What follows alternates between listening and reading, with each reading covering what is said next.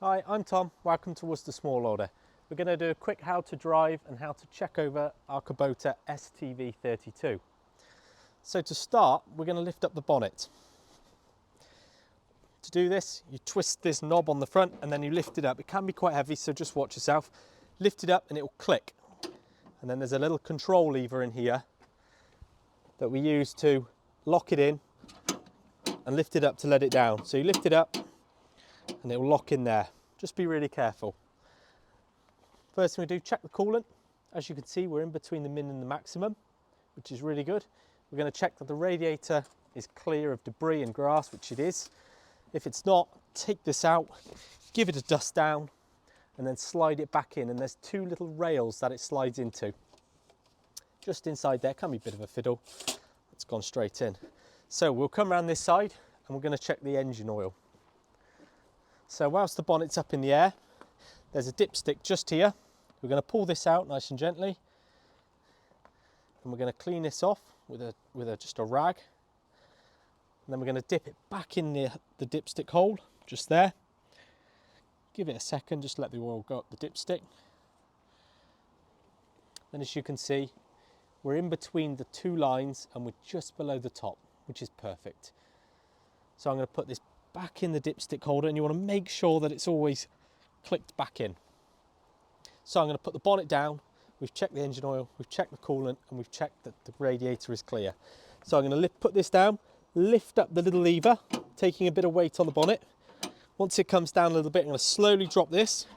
Then a bit like your car bonnet, just let go, check it's locked. We'll quickly check the hydraulic oil level. So there's two main reservoirs, engine oil, back end oil or hydraulic oil. So the little dipstick's just here in between your feet. This one can be quite hard to read, so I'm going to wipe it clean. It's very difficult to see, but you can just about see in between two lines here. So I'm going to put it in the hole, give it a second and pull it out. This is a lot thinner, and as you can see, it is just below the top mark. So again, it's perfect. I'll clean the rag before I drop it back in, because I don't want any debris going back into the engine or into the hydraulic tank. So now we're happy with our start checks. What we're going to do now is start the machine up. So as you come on the machine, it's a really simple machine to use. We've got a clutch which we need to start it. It's automatic, so you don't really need the clutch. It's mainly for starting and if you've got a heavy load on the back of the PTO. So push the clutch in. You can turn the key once, ignition comes on, hold it for 3 seconds and a little heat symbol will come on, and then continue to turn the key and it will start. On this side of the machine, it's a hydrostatic machine, so you've got 3 gears within an automatic range, if that makes sense. So you've got a neutral, 1, and all the way forwards, 2 and then a 1, and then all the way back for 3. This machine's really good, as when 4-wheel drive's engaged, you've got a button called by speed turn. So when you traditionally put on a 4-wheel drive machine, the front axle is locked. So when you turn, it scrubs. So it scrubs the grass. This disengages the front axle, allowing one wheel to spin quicker and one wheel to spin less. It's a really good feature. Down here we've got 4-wheel drive, up for on, down for off. Handbrake, this is to control the draft, so how quick it drops down. Generally speaking, when you hire something off us, we've already set it up. This side we've got a little 2 levers, it's a rocker lever kind of thing, a rocker pedal. So we'll push, once we've selected our gear, press this in and it'll go forwards, let go and it'll stop. And then to do reverse with your heel, press it in, it'll go in reverse, and then once you've got to where you need to be, let go and it'll stop. Foot brake, again you probably won't need this because it's a hydrostatic model. When you let your foot off, it'll automatically come to a stop. You've got a hand throttle here, so this is if you're doing PTO work and you want to maintain at a constant RPM, or if you're in the field and you don't want to keep your foot constantly on the pedal. So whenever you start, always make sure this is all the way down. You don't want to start the tractor revving flat out. It's like starting your car with your foot flat out on the throttle. It's not good. On this side, it looks overwhelming, but it's not. This is to lift the link arms up and down, which I'll show you in a second. So you want to lift the link arms up, lift it up. You want to drop them down, drop them down. Here you've got 2 PTO speeds for the rear PTO. Again, all of our implements are 540. Nothing runs ever at 800. Sometimes if you're struggling to put something on, we put it into neutral so it spins freely. You've got a PTO start lever here. So turn it and lift it up and the PTO will start. To stop it, just press it and it will click off. It will not start with this being on. You've got 3 levers here. These are all for your spool valves on the back. This is for a trailer, and these are double acting spools, so they force oil side to side if you've got a mower, or you can push oil any way you need it. So I'll start the tractor.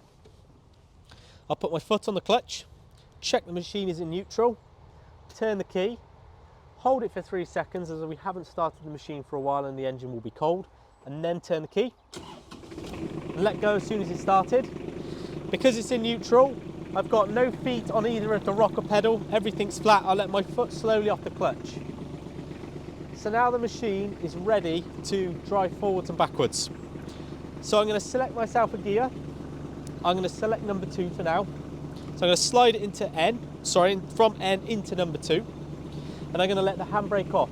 Because I'm on a little bit of a bank, it might roll, but it's not. It's staying level, it's staying still. So I want to go forwards and backwards.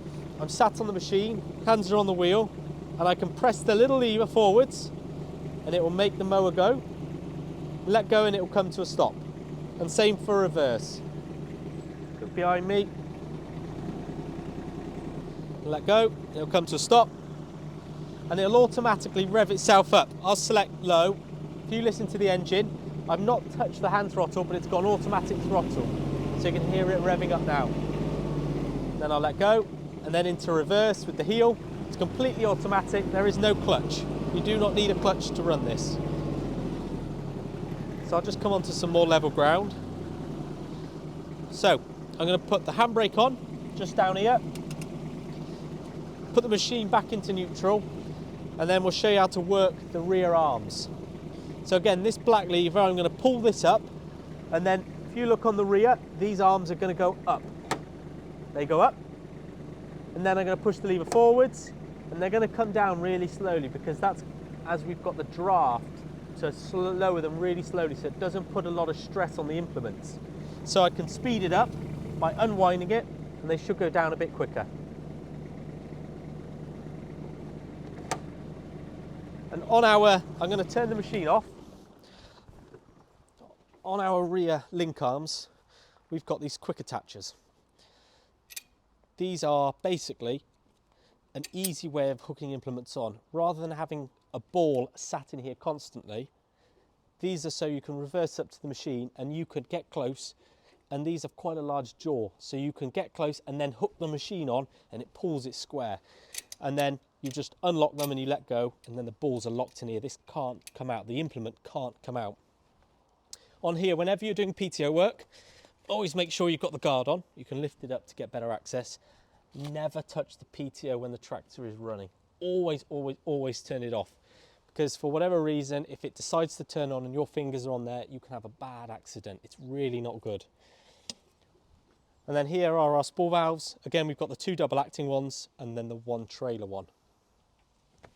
And that is basically our review, or a quick little tutorial of our Kubota STV32.